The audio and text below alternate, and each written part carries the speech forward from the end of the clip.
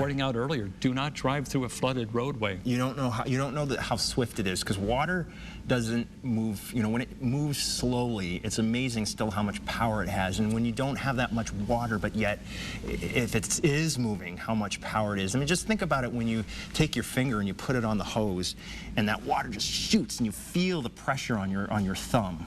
I don't know if you've ever done that with your garden hose, but it's just the power of water is just amazing. It's tremendous. You know, in various ways, not only in flooding, but the power of this. This is water vapor. All this is water. It's creating condensing all this right out of the atmosphere. Stuff. We got a situation in Winston, I'm told. People are being turned away from Walnut Street due to downed power lines on Walnut Street, as that severe thunderstorm downed trees and power lines earlier this afternoon. So we got the weather tracker, and Jamie, who's in the weather tracker? Patricia Del Rio is our reporter in the weather tracker. There you can see it's still raining, and they're heading up toward the damage area, but evidently they're turning people away from the Walnut Street area because of downed power lines. And of course, if you come across those, don't go anywhere near them. No, yeah, because there's a field, there's an electric field that goes well beyond the actual wire. So if you even get close and you just happen to step in two areas that have a differential in charge, it can go through you. So that's why you have to stay far, far away from any down line. It's good advice. You don't want to mess around with that. And you know, this is probably happening in other parts of the state as well.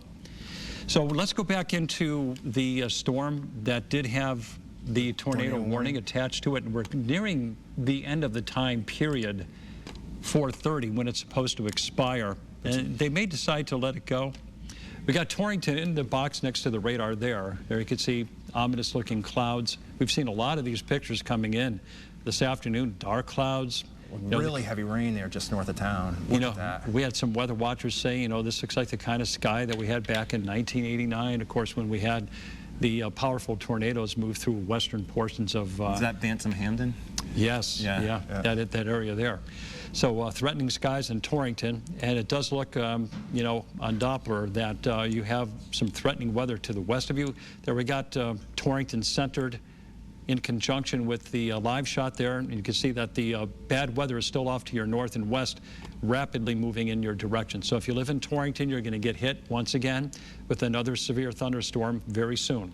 Yeah, and it's the concern with those, at least right now, it appears, would be strong straight line wind and large hail. And we've certainly seen already, especially the hail, at least we've seen some good signature of that. I don't know about reports on wind with any of this yet, if we've gotten that, but I don't know, could you switch it over to velocity mode to see if we're seeing anything? Because, yeah, I mean, there would definitely be straight line wind with this. You know, if that can come down from aloft, then, you know, as that comes into Torrington, I'd be prepared for some gusts with the rain as the rain starts. We're not seeing much of a couplet there. There is some signs of rotation aloft. There could be a funnel cloud potentially there. So we'll be keeping an eye on that situation as well. So let's go back to the reflectivity. And that very heavy thunderstorm extends westward right into Sharon and Kent. And I'm really concerned about what's going on in eastern New York too, Mike. You know, we're going to widen out the shot. And, you know, this particular storm, we'll kind of focus in on that. And Scott, you're pretty familiar with New York State. Yeah, Orange County, Putnam County, all of the lower Hudson Valley, right up through, we're getting reports of exits and exit ramps, closed on I-87, the New York State Thruway. We're getting reports of 2-inch size hail coming out of parts of Westchester County. Wow. So there you can see the circulation in this area here, Fishkill Plains, on to Arthur'sburg, Clove Valley, Beacom, Greenhaven. These are all under a tornado warning at the moment. And, you know, the thing is, this tornado warning abuts western Connecticut. We'll take it right up to our border, and you can see, you know, just to the west of Gaylordsville, New Milford, and Sherman, the tornado warning is in effect. So that storm is heading your way. If you live in that part of the state, I would seek shelter right now, because that storm is going to be on top of you before you know it. Okay. I guess we have Roger live at the airport. Yeah, Roger Suzanne is live at the airport. Why don't we check in with Roger and see what he's got to say. Roger, how are you? Can you hear us? Yeah, I hear you, Scott. And we are in the short-term parking garage here at Bradley Airport, and you might be wondering why the heck are we here. Our plan was to park in here and then go inside and show everybody the massive amounts of cancellation and delays that people are dealing with. But you can see instead the weather has scuttled that plan. Right now the rain is falling pretty hard. We've seen a whole lot of lightning as well in this area, and we've been told that folks inside Bradley Airport have been told to stay away from windows, and there are more than 20 cancellations and delays. There's also a bit of a mess here inside the parking garage, and that is because just within the last couple of minutes, they actually opened this garage back up. A few moments ago, the garage was completely full and was closed. They actually weren't letting people leave the garage because they were concerned about this weather. And you can see that now there's still a pretty long line of cars leaving the parking garage right now. So it's just a total mess both inside this parking garage and outside. The weather was worse really in the last 10 to 15 minutes here, at least in terms of the rain and the lightning, but even just within the last few minutes, we're hearing some rumbling. So if you are planning to come out here to Bradley Airport, first of all, don't drive if you don't have to. And the other thing is, check online, because right now, again, we are dealing with more than 20 cancellations and delays, and those numbers could go up. So very likely, if you're planning to pick someone up here at the airport, they may not be here yet. And if you are planning to fly out tonight, it certainly does not look very good. Reporting live here at the airport, outside the airport, Roger Suzanne, Channel 3 Eyewitness News.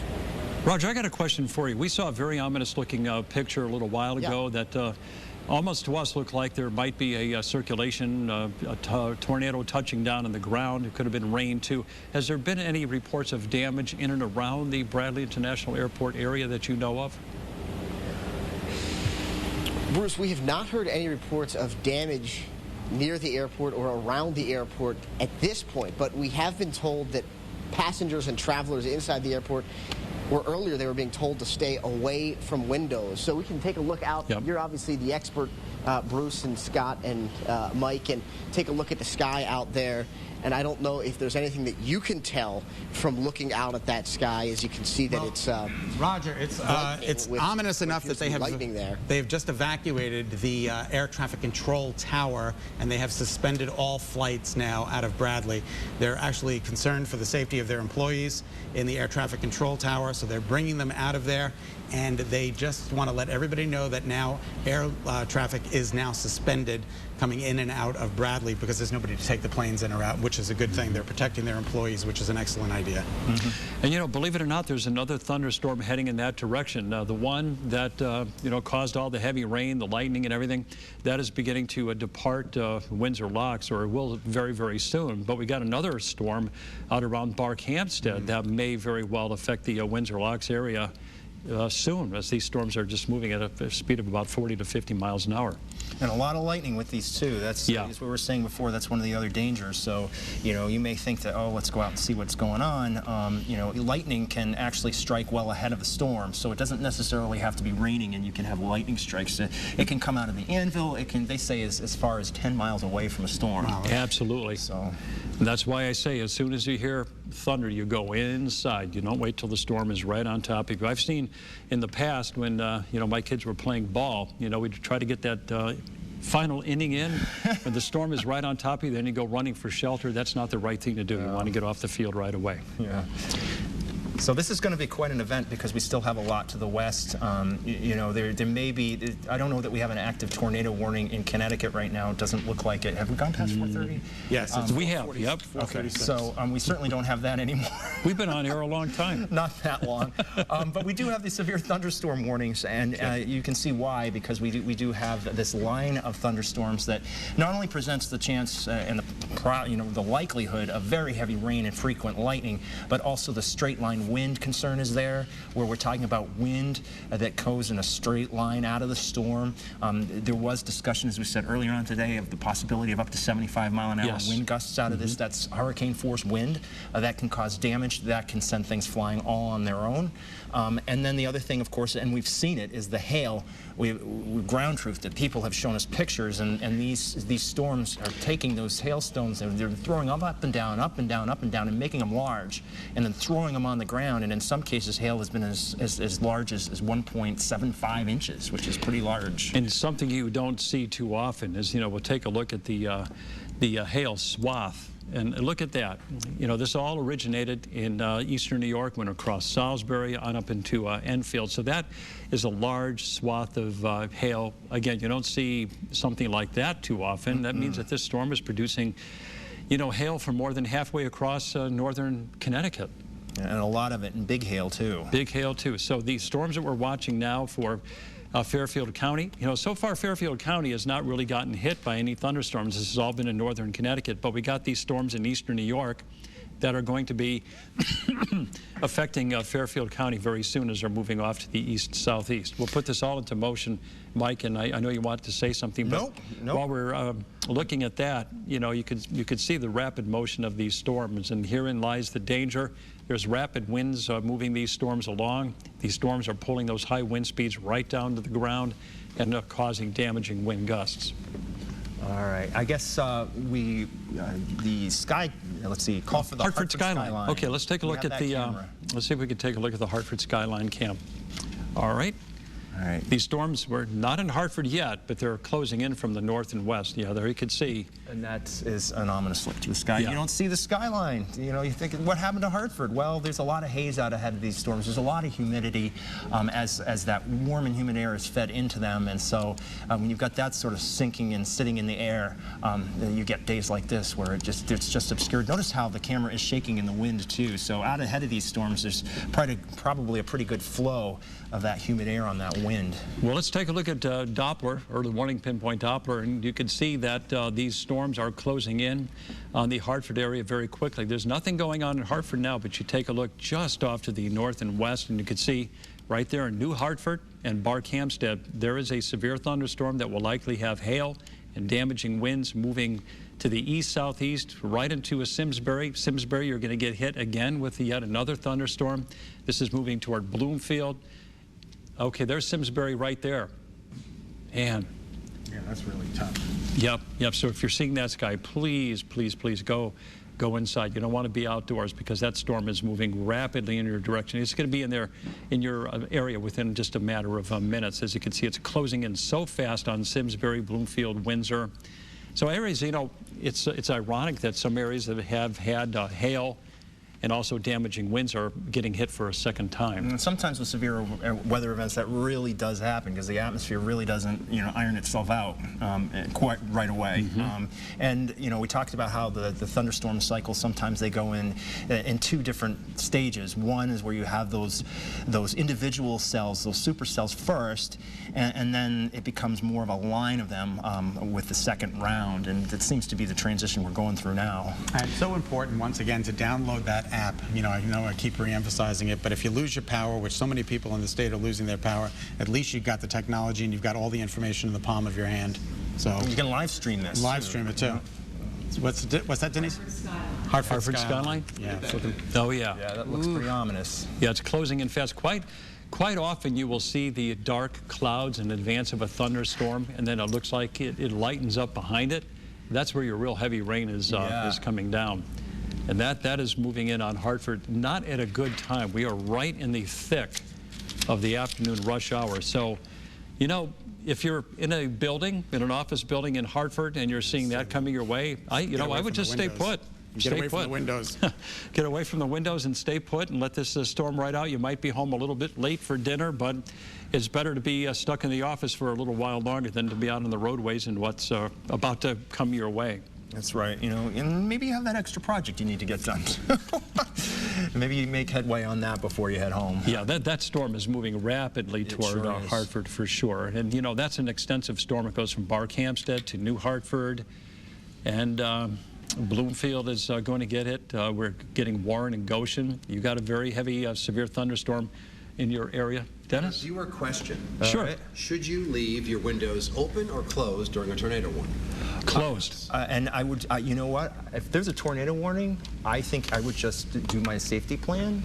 I mean, you know, you know, to waste, if there were a tornado coming and you're wasting your time opening or closing windows, you know, I think, you know, unless you got a few minutes and you don't want your drapes wet, I don't know. I'd be inclined to. Well, you know, years ago, we were told, people were told that you might want to open up windows to equalize the pressure. From one side, to equalize the pressure, right? Move it from one side to the other. But the wind is what destroys the house. Exactly. exactly. It's not the pressure difference. Keep the windows closed. Keep the windows closed and stay away from them.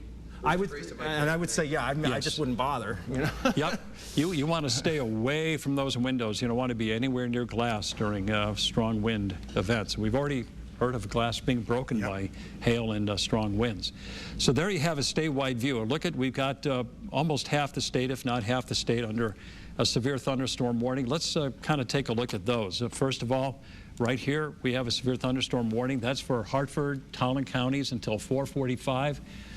You know what, that's probably going to be extended because there's so much more off to the west. We got a severe thunderstorm warning in effect for Fairfield County until 5 o'clock, southern Litchfield County until 5 o'clock as well. So we have, you know, at least 3, if not more, active severe thunderstorm warnings. At the moment, no tornado warnings for Connecticut. I cannot see, and you know, that tornado warning that was in effect for, I still see it. I still see it. Yeah, I still see it.